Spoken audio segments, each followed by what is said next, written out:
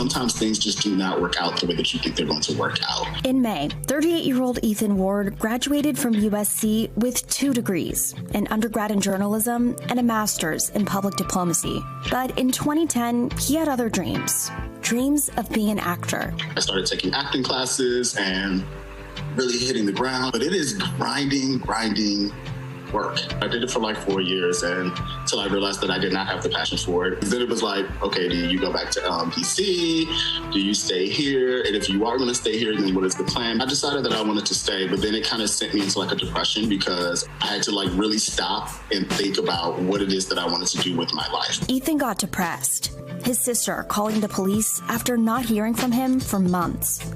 It was then he knew things had to change. So at 34, he enrolled at community college to get his life back on track. But with only part-time jobs and no steady income, Ethan had to live in his car. I initially went into it like, oh, I'm going to be like camping. I actually Googled how to live in your car. The reality is that what they don't have online is telling you about the mental toll that it takes on you to do something like that. He was juggling 2 lives.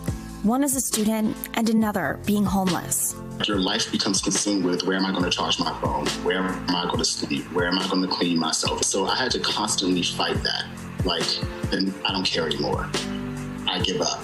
There were so many nights that I would be in my car and I would literally be crying because I would think oh my God, is tonight going to be the night that someone attacks me? He knew he had to break out of the cycle of homelessness. He had to graduate. I knew that if I was able to transfer, that I would likely get housing offered to me at the university that I was going to transfer to. And he did. He got into USC, got financial help, got into campus housing, and now Ethan's using his own story to inspire others. When I got into USC, I wrote in my application about my experience. So I thought the only person that would see this is the admissions officer. And God bless her, so she actually told someone at USC, and then they reached out to me and were like, we want to talk about this. First I was like, no, I don't want anyone to know that I was living in my car and going through all of this stuff. That's embarrassing.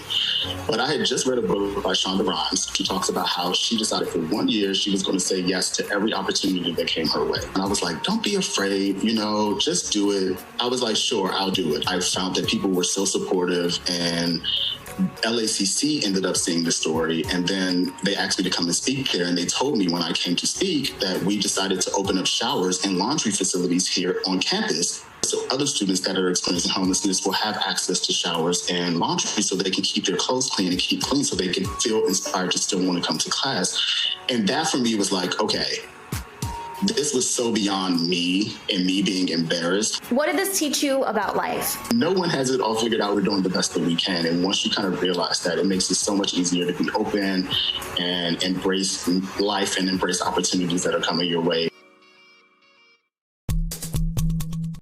Hey, NBC News viewers, thanks for checking out our YouTube channel. Subscribe by clicking on that button down here, and click on any of the videos over here to watch the latest interviews, show highlights, and digital exclusives.